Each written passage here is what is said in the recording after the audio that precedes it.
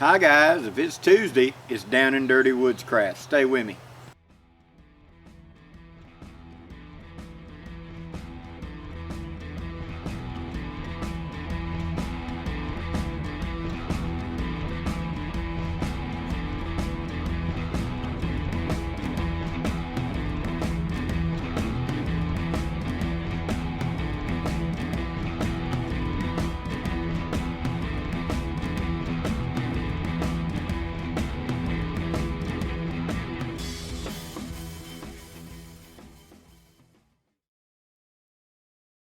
Okay, today I want to talk about a down and dirty skill that I learned back in 2016 when I went to the Pathfinder gathering and I got to meet Jamie Burley for the very first time.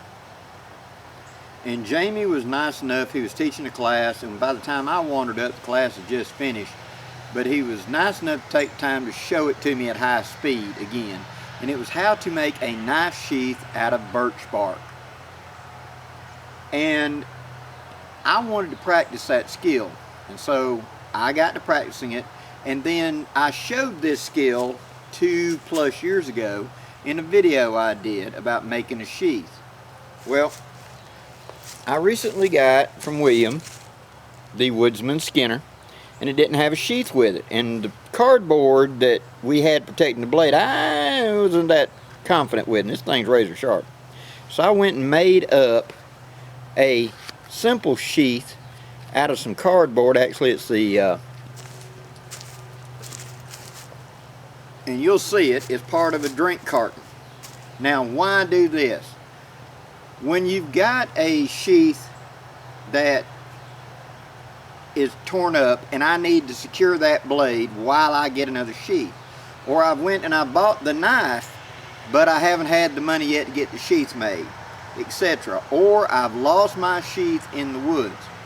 This skill allows me to take any thin bark that is flexible and turn it into a usable sheath. So here in the South, a yopon, a birch, several other types of thin skin can be peeled and folded and turned into one of these sheaths.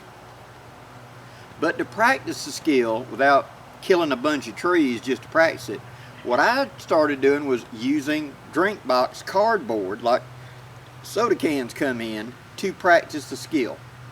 And so what I'm going to do is I'm going to take the footage from that, re-edit, and fill in right here so you can see the skill I'm talking about. But in the field, it would allow me a quick opportunity to generate a cover of some form for something sharp so it doesn't pierce my pack, like a pair of scissors, like that sharpened piece of whatever that I picked up while I'm out here and I want to keep, but I don't want it stabbing me in the back through my pack, etc. It's a down and dirty skill that allows me to generate a cover quickly till I can get something better. So here we go. First, you start with a piece of cardboard. I'm going to use these soda can things, and you're going to cut a strip along. What you're going to do is, the box has a seam in the bottom like so. Take that off, open it up, now you've got the maximum range. Okay. First, you're going to cut a strip down the side about a little over 1/4 inch, somewhere between 1/4 and 1/2, you know, like 3/8, you know. 1/2 is a little too wide and 1/4 is a little too narrow, so you get the idea, somewhere in between. And you're going to cut a strip the entire length of this. So let me do that right quick. Now, on one end, you're going to cut it to a narrow taper, and on the other end, you're going to leave it full size. So for this, I'm going to cut this end to a narrow taper. Like that. That'll become important in a little bit.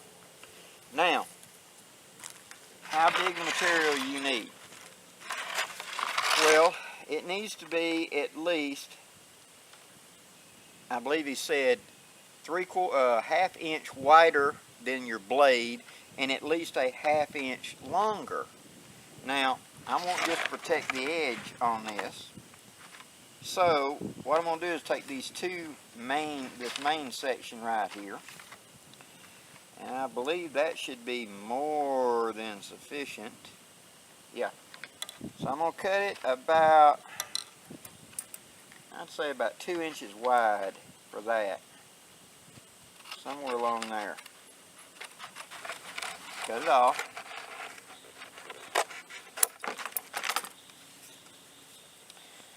I can tell I got a little narrow, but that's going to be okay. Now, what you want to do is take your material, fold it in half. Like that.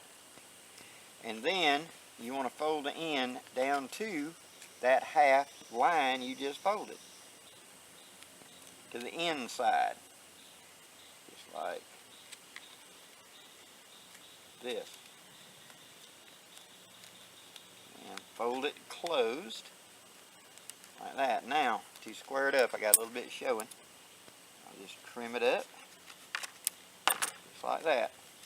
Now, real close so you can see how this is, see?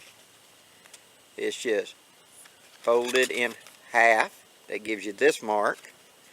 Fold to that mark. Fold to that mark. Fold in half. And now you have the main body. Okay. Now, trial fit. I take the chisel and I'm going to slide it down in there. And oh yeah, it's got plenty of room. Just like that, just enough to protect the blade. Now, what you're going to do is, you've got the layers here. You're going to go through here and here, like that. Squeeze that together, and then you're going to come to the outside and start alternating going around. So, taking this, I'll show you up close as best I can. Hopefully I can do this where you can see it very plainly. What I'm going to do is I'm going to start by putting it all the way through. I'm going to leave a little tab sticking out. And that pinches it in that one.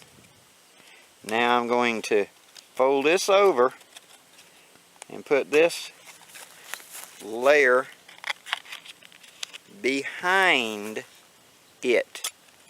Like that. So it kind of turns the corner. Alright? Now, squeezing it nice and tight, sliding it all the way to the bottom. I'm going to take the strip, I'm going to fold it over, and I'm going to go between the two layers of the top. Like that, see? Pull it. You're going to have to kind of guide it with your fingers a little bit so it doesn't screw up. Overlap it on that first little tab I pulled, and I kind of hold it in place and pull it snug so it binds. Now, I'm going to do it one more time, same way. Go between.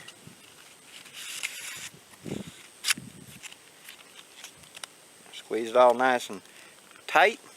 Now I come to the outside, come up, and I go into this top flap right here. Pull it.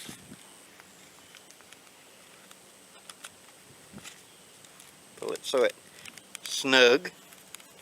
Then I come up and I go through the top flap again. Pull it snug. Now I go on the outside all the way around. Come in the top flap.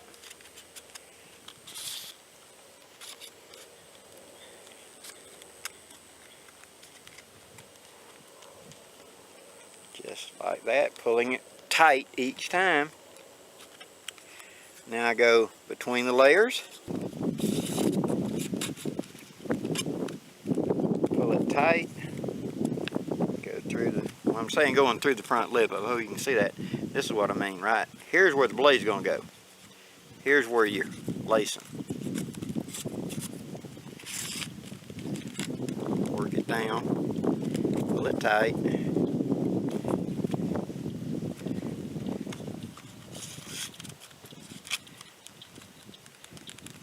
Pull it tight, almost till it's about to buckle. Right back through here.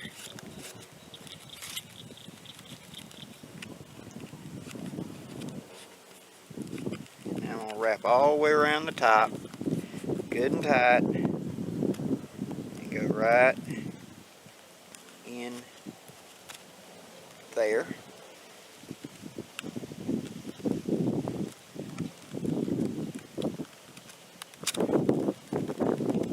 Pull it, turn that corner, and stuff it into that last lip right there. Now, don't look like much, but let's see what she does.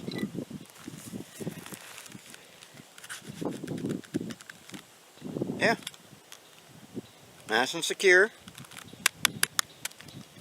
Couple layers there. Snug zone, right? Fine. Okay, as you saw, it's very simple. It's simply the cutting of the material, folding it, and then lacing it. Can you improve this? Absolutely. If I didn't want to do all that lacing, once I'd folded it over and I've got a supply of duct tape, wrap it with duct tape. That would work. I could also generate a belt loop out of duct tape so I could still carry it on my belt until I got a new sheath. Now this isn't meant to be a permanent sheath. This is a temporary sheath. And many times today when you buy a new knife or whatever, it don't automatically come with a sheath, especially the higher end ones, and you got to get a sheath made or make one yourself. And so it'll allow you to take your new prize out to the field in the pack and try it out while keeping that edge safe.